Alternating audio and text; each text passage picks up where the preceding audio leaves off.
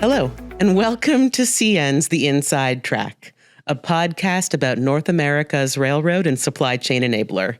I'm Shelley Grushko from CN's communications team, and with me today is Keegan Donaghey, Senior Manager, Temperature Controlled Services at CN. Thanks for coming by. Thank you for having me. So today, Keegan is going to give us a bit of background about temperature-controlled shipping at CN, as well as talk us through some of our product offerings. You ready, Keegan? Yeah, absolutely. I'm excited. Okay, perfect. So Keegan, tell us a little bit, what do we mean when we're talking about temperature-controlled shipping? Yeah, so temperature-controlled at CN is specific to our ability to control the temperature in transit. What the asset type that we like to do this with is our 53-foot refrigerated asset. What the asset is capable of doing is that while in transit, we can monitor and manage the temperature as well as some of the powering functions of that asset while it's in transit with the full intent of that we deliver that product on time and on temperature to our destination. So we do this specifically with more of a frozen or a cold product, but we also have applications that require more of a protect from freeze, or there's specific commodities that they have to be within that temperature range. That's kind of where this asset really starts to play. Okay, great. So these are specific containers that have that ability for refrigeration, for heating and for cooling? Yeah, they're primarily called a 53-foot refrigerated container, but they have the ability to go both ways. Mm-hmm. CN ourselves has about 1,000 containers, and then our subsidiary TransX has another 1,100 containers. So between the two of us, we have one of the largest fleets of intermodal refrigerated containers that provide this temperature-controlled capacity in North America. Wow. Yeah. So we're talking about food and beverages, but it's more than that, right? We ship other kinds of commodities that need temperature sensitive shipping. Yeah, exactly. We do have a lot of frozen beef, frozen pork. A lot of the proteins do very well with rail transit. Mm-hmm. We move a lot of dairy. We've seen some pharmaceutical type loads. If we look at more of the international side, on the import side, there's all the different commodities that we consume through our retail markets that come in through an import market. We do find moves within our product type. We talk about the citrus, lemons, oranges, limes, a lot of alcohol we move in these types of assets. So it very much is exactly what, when you go to the grocery store and what you think of when you go past the the produce, or you walk through the dairy section or the frozen section. All that stuff is things that moves on our rail line. Oh, interesting. Yeah. So holiday meals and all of that. Yes. CN's brought some of that to market so that we could have it at our table. You mentioned international. That's interesting to me. So we don't just move refrigerated containers domestically. Mm-hmm. Can you tell me a little bit more about that? Yeah, absolutely. So as I mentioned there off the top, when we talk temperature controlled, it's the ability of us to physically monitor that asset. Mm-hmm. When we look at the international side, what we provide as CN in terms of a temperature controlled perspective is the power. We have 100 what we call intelligent genset power packs. They can power up to 17 different 40-foot containers provided by the steamship lines with their cargo through their customer base. And we help facilitate those movements from whether it's port to an inland market, or on the other side with the inland market out to port, providing that scale across the country. Because the alternative to us within the international space is a one-to-one clip-on model, which can be effective in very small markets, but when you start looking at some of the volume we do and the scope and size of which it is, deploying these power packs, providing that power in transit, it allows us to create some efficiencies for our customers and ultimately for the consignees and the shippers here within North America. Okay. So what you're saying is those power packs can power multiple containers and make sure that the temperature is correct in all of them. Yes. We can provide the power. Okay. The temperature integrity, we don't have the ability to monitor that. So I don't want to speak out of turn and say that we can do that. But we can monitor the power and the power quality that's going to those units. Okay. And what we find is we can tell within fairly comfortably that if they're pulling power, it's operating properly. But what we've done on our side to help mitigate any type of those temperature issues is we've deployed vendors across our network to action any emergency events, but also we've deployed a vendor in Winnipeg. Mm-hmm. So you can imagine our network, a lot of cargo is going from central Canada through Port of Vancouver, Port Prince Rupert. So a lot of that cargo is moving through Winnipeg. Okay. So in Winnipeg, we deployed a vendor who actually has access, works with our operations team, has coordinated effort. They get blue flag protection, so they're being safe. They go out and they'll check the genset, the power quality, and they'll check each unit. And they'll give us a report, and it'll allow us to action accordingly. So if we need to make an emergency event in Edmonton, if we need to deploy a vendor so that when this unit arrives in Vancouver, it's being checked or rewired or whatever the case may be, we've deployed very much a manual, hands-on, customer-centric approach to help mitigate the lack of visibility we have with not controlling the actual refrigerated asset. Okay. And we also do quite a bit of refrigerated movements, from the U.S. or to the U.S. Is that correct? We do not directly as CN, but what we find, there's lots of opportunity with some of our U.S.-based reefer carriers. Okay. So, we have a very strong relationship with JB Hunt. We have a strong relationship with Hub. These are very large IMCs in the U.S. that have container and reefer fleets. So we're always looking to support them within that corridor to help make that cross-border program more effective. Great. Now, when we're talking about these power packs and these reefer fleets, it occurs to me that there's a substantial amount of innovation and technology at work here. Can you talk to that a little bit? Yeah, absolutely. So as I mentioned with the power packs, that was kind of one of the things that really got this program up and running was the deployment of this power monitoring, this power quality filtering that we do to ensure that one power pack can provide consistent, reliable power to all those 17 containers or 15 containers, whatever it may be on hand, the different chilled or frozen. They have different requirements on the power. You can imagine a chilled's running a lot, it's pulling a lot, frozen a little less so. Especially in the winter, it's probably not pulling much at all because the ambient temperature around that container is consistent with what they want the internal temperature at. Okay. So what that power quality monitoring does is it'll make sure that if container 1 is pulling hard on that power and that current, it won't impact the power that's going to container 2. And so on and so forth as it goes down the cables and goes further away from the power pack. So that technology was crucial because that allowed us to, instead of having a critical failure across all units or a critical failure with the power pack itself, any type of intermediate issue is specific to one container, which allows us to help obviously mitigate some risk, but also allows us to very much pinpoint our repair and that midpoint inspection requirements as we deploy that team. And those containers can be set at different temperatures and, how exact can we get for temperature setting? It depends on the setting that we have in the background. Okay. So it depends on the steamship line. It depends on ourselves. We like to, most of the product that we move can withstand somewhere between a 3 to 5% variance in temperature without impacting the quality of the product. Okay. So that's, frozen product, you can get away with a bit more of a range. Yeah. Because frozen's frozen to some point. Pharmaceuticals, not so much. Yeah. It's very tight. It has to be exact. And you got to set the container to operate and to be pinpointed to that very tight parameter. Okay. So any type of saline solution, it very quickly could, you end up destroying a very large commodity very quickly if the temperature settings aren't correct. But we have that ability to get it there at the right temperature. The assets have the ability to do it, yeah. Perfect. Yeah. Okay, interesting. So when we're talking about the technology at play here, it's more than just the power integrity. There's a lot of other innovations that are also involved in temperature shipping. Can you talk a little bit about that? Yeah. So I'll divide our two products into two different comments here, I guess. So as I mentioned with international, we have the genset power packs. We also have the clips, or clip-on gensets that provide power.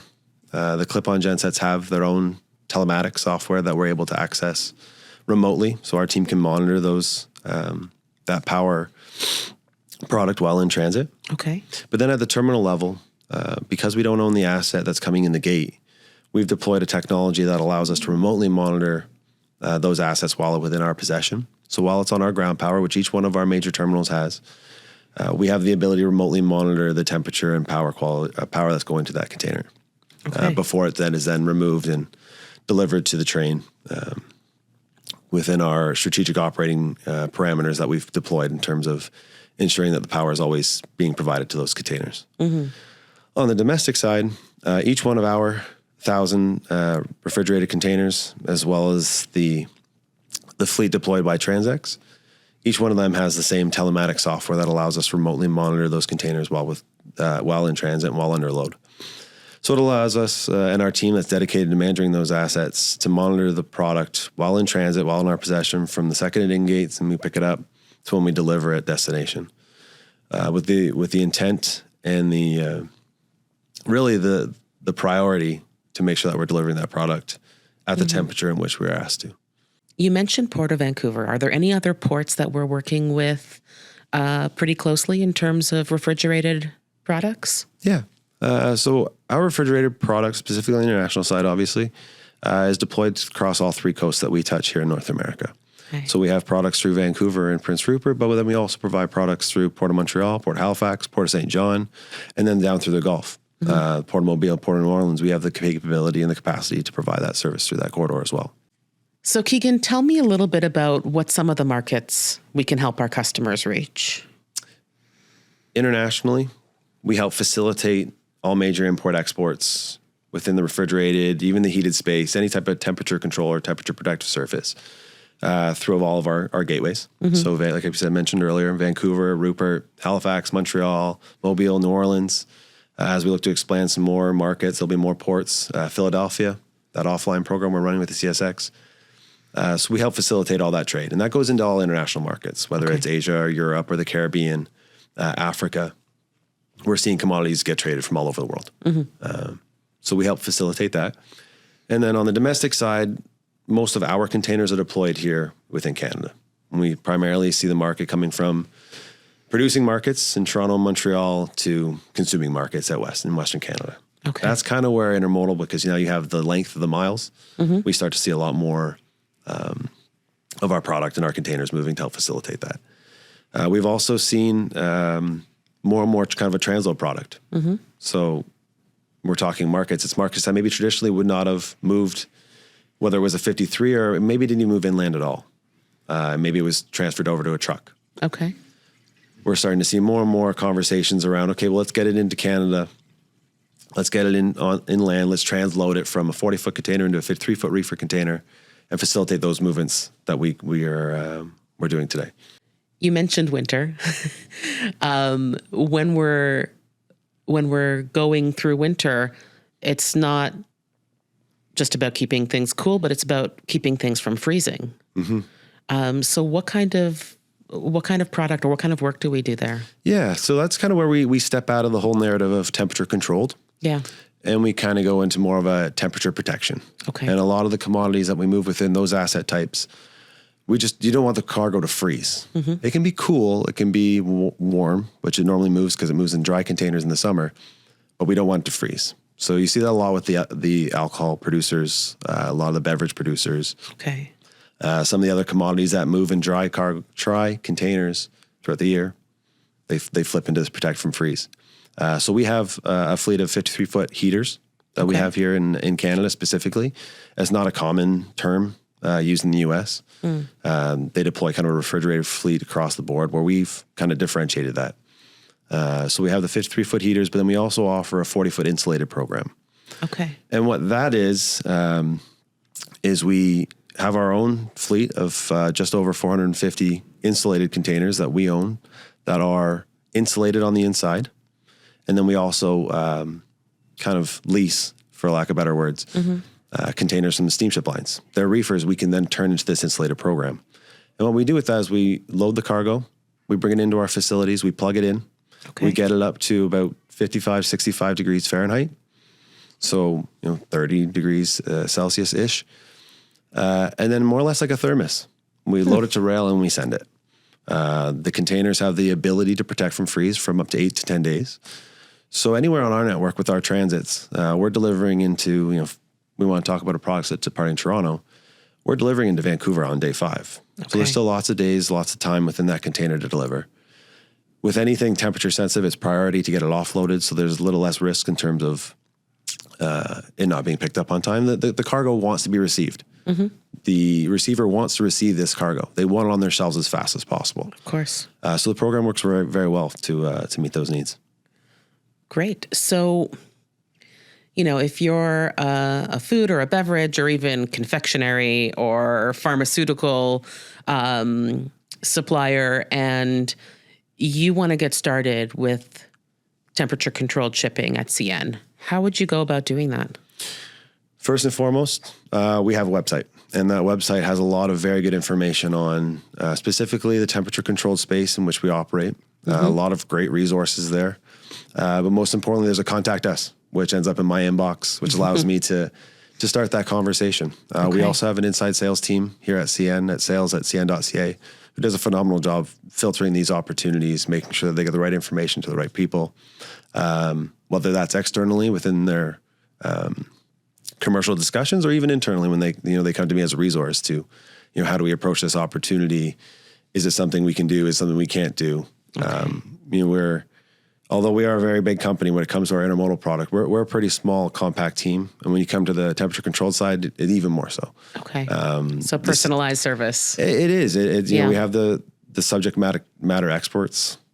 There's few and far between in terms of what we offer, but they're available and they're more than happy to help. So if you want to get started with temperature controlled shipping, does CN help just large businesses? Do we also cater to medium business? Can we do less than truckload?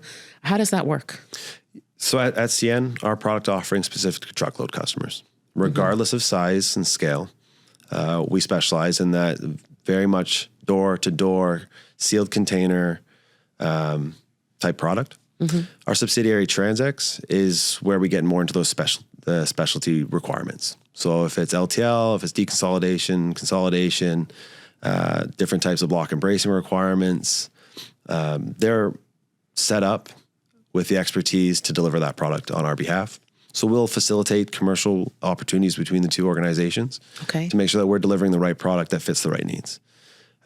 So you may end up reaching out to CN and the right fit for your product or your requirement is to actually come from TransX. Okay. So we have those conversations, and it's something actively that we try to do on the best, in the best interest of our customers. Great. So if you want to get started, big or small business, you go to the cn.ca website, and the contact us button will take you to Keegan's inbox, and he'll make sure that you find what you need. Yeah, that sounds about right. That's definitely what we'll try to do. This is a space in which we need to be, giving it priority. We choose to give it priority across the organization. The team's dedicated in ordering to deliver this product, and we understand the requirements of our customers. We're absolutely excited for any opportunity that comes across and what we can do to make things enabled, I guess, as far as the supply chain. Awesome. Are there any other value-added services that we provide to our customers with our temperature-sensitive shipping? Yes. So when we look at the value add, I think we have a dedicated customer service team. That team's not only focused on a lot of our key accounts and our large accounts and delivering that product, but they're also there as subject matter experts for the rest of our team when we're deploying this product. They're a resource so that everyone understands the priority level in which we provide to these assets. Okay. We also have a fleet manager in the background that's giving this additional level of priority to this fleet, making sure that it's operating and it's in good working condition. So all that different level of priority is kind of in the back end, the front end, before the customers even order a container. And then we have obviously this value add that's offered by TransX, all the different products that they provide to the market. We have the remote monitoring technology. We have the midpoint inspections. We have the emergency vendor program that we deploy if there's any types of event to make sure that we're delivering that product, again, on temperature. So, and then in addition to the CNTL, we're making these deliveries to the retail grocers. We're delivering into these warehouses. So we do have that hands-on relationship with all the major retailers, not only from any type of commercial or the supply chain relationship that we may have, but also from a physical delivery, day-to-day, working with their warehouses, delivering to their doors, ensuring that there's no detention, the product's being offloaded in a timely manner. So all those different touch points that we manage every day are kind of extension of that first mile, last mile capacity that we offer, and it fits within that strategy of this temperature-controlled space. Awesome. So it really all works hand in hand. You mentioned that small, dedicated group that is focused on temperature-controlled shipping, us with our partners at TransX, with CNTL, whether it's on the train or whether it's on the truck. We're monitoring it. We're making sure that it gets there on time and on temperature. We have to. That's what the market wants. It's what the market needs. I think it'd be very easy for folks to assume that the railway wouldn't be willing to put in that type of time, effort, and energy into this commodity, but we absolutely do. Yeah. And we understand where we need to be. Mm-hmm. So as we look forward and we start to innovate our product, it all comes back to the understanding that we need to deliver on time with consistency and at the right temperature. Yeah. That's number one. Absolutely. And maybe transit time's, close second. But that becomes part of a value proposition with price and cost and commodity and that complex blend of risk. Okay. That maybe a shipper is willing to take. But if you can't deliver that product reliably, you can't pick up a phone when someone wants an answer, you're not really offering this market much. Okay. So we pride ourselves on having the right people in the right place to do those things effectively. What's on the horizon for temperature controlled shipping at CN? Anything new or exciting coming up? There's a lot of exciting things. I can't speak too specific to a lot of them because a lot of them are kind of in the pipipeline, and there's some. That's why we'll bring him back. There's some legal things in the way. Another visit. But we have some of the things I can speak to. I mean, Milton, the Chicago logistics park project that we have that are in the pipeline. Those real estate plays. We're going to be looking to see how we can leverage our product best within that space. Mm-hmm. Whether it's working with major receivers, major shippers to create some type of cohesive hub, or is it us just deploying a more, I'll call it specific deployment of our reefer product? Okay. Having a dedicated area within a yard where everything reefer starts and stops. Those types of efficiencies that we can get with a brand new terminal are things that will be huge for us in offering the product that I think our customers want. We're also looking at areas of our network where we can do a little bit more. One of the products that we offer is through the Port of Philadelphia with the CSX on an interline product. Okay. So you think CN, to your point earlier, you look at the map, you only go where your rail line goes. Well, that's not necessarily true. And we're changing that narrative specifically within intermodal with that product with Philadelphia, but then obviously what we're doing on the dry side with the Falcon service that we offer down through to Mexico. Mm-hmm. So how do we do more of that? How do we look outside our little snow globe, I'll call it, given it's January in Montreal? And by that you mean, partnering with other Class 1 railroads, with other shipping and logistics providers so that we can all work together to help our customers get to new markets. Getting creative. Absolutely. Yeah. It'd be very easy for us to continue doing the same old and hoping that the market just organically grows. I think what we've seen is that from an intermodal perspective, the low-hanging fruit is moving intermodal. Mm-hmm. The folks that understand it, they like it, they're doing it today, and you're just trading market share back and forth. So as we look forward and we look to grow our product, we have to find a way to grow that market and grow that piece of the pie. And then as we do that, obviously we'll find the efficiencies and the gains within that market, which is exciting. We have lost capacity within our Eastern and our U.S. corridors. Okay. So we're going to look into those markets to see how we can do things differently. So those are exciting opportunities as we go and we find these markets for ourselves, mm-hmm. and hopefully open up the capacity and the efficiencies that CN can offer to these markets. And then one of the things that we were going to deploy at the back half of last year, we are very excited to hopefully deploy into this year as a phase one, is we're trying to find more ways to be more transparent with our data. Okay. One of the, I'll say, stigmas, I guess, against the railway and really intermodal to a lesser degree is, in a truck market, you can call the driver's right beside the truck, he can turn around, he can tell you exactly what it is. Mm-hmm. So what we're looking at rolling out is trying to make our available data, whether it's the downloads that we can provide from our assets or if it's live in transit data, how do we make that more visible? Mm-hmm. And how do we provide that to a customer base that maybe today is like, well, there's not enough information on what my container is doing when it's sitting in Northern Ontario. Okay. Well, let's change that. Maybe you can have access to that. And if you want to have someone sit there and watch the container and get that sense of feeling much better about where your product's at, then how do we provide that? So we're moving along that journey. Okay. We're looking with our new SCIO deployment, which I cannot tell you what that means. But it's our tools that are made available to our customers through our so like CN1 exactly. shipment tracking. So we're looking to add one more. Yeah. Okay, that one more great. tool that's going to say, If you want to know what your container is doing while in transit from a temperature perspective, here it is. Oh, great. And it'll give it a bit more of a peace of mind.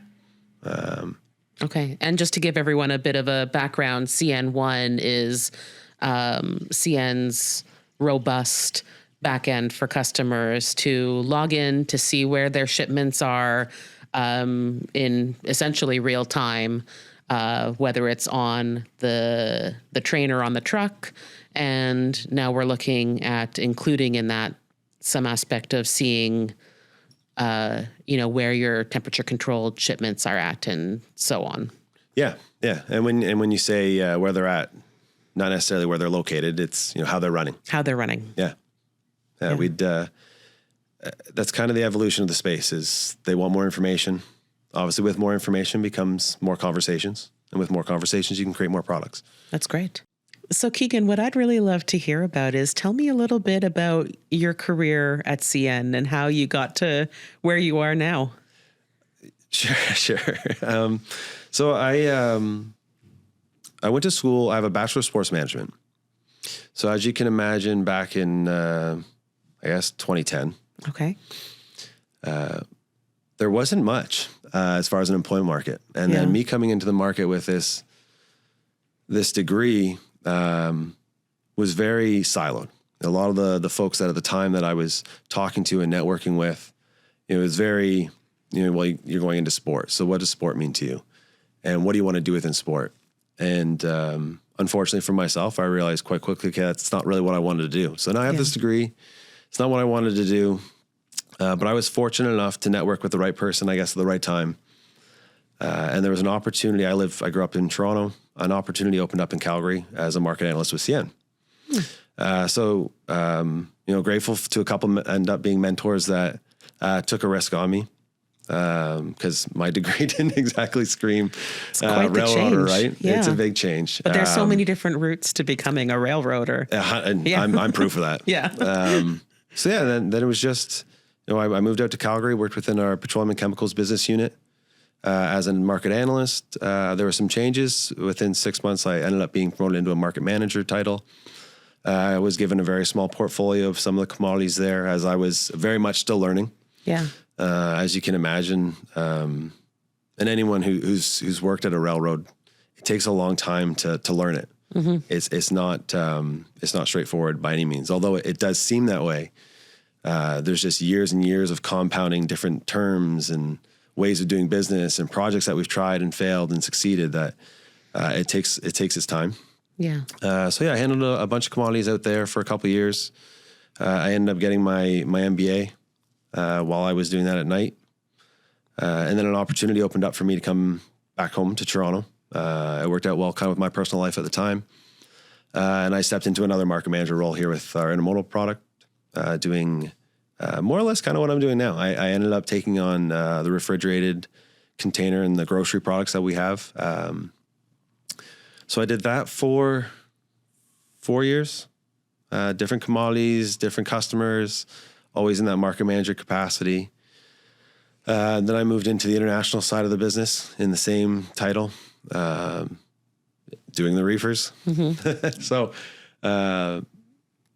learned this side of the business, or the international side of the business. And then I was fortunate enough to have an opportunity to apply to be in this capacity, senior manager temperature control a couple years ago, which I was fortunate enough to get, which was nice because it kind of brought what I was doing with intermodal domestic and what I was doing with international together.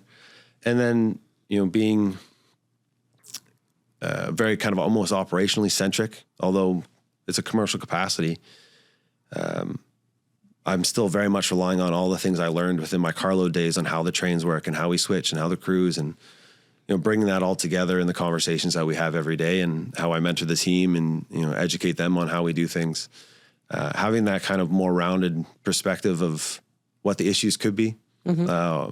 Or where the solutions could be, I think it's helped a lot with the team and how we build out our temperature control product. That's kind of my story. It's, I guess I'm on year 14 now. Okay. No, that doesn't sound right. 13, maybe 13 or 14. But always kind of in the marketing space. Yeah. This is kind of my first step out into more of a salesy / operations / customer service along with the marketing stuff. So it's been a lot to learn in a short period of time, but it's been exciting.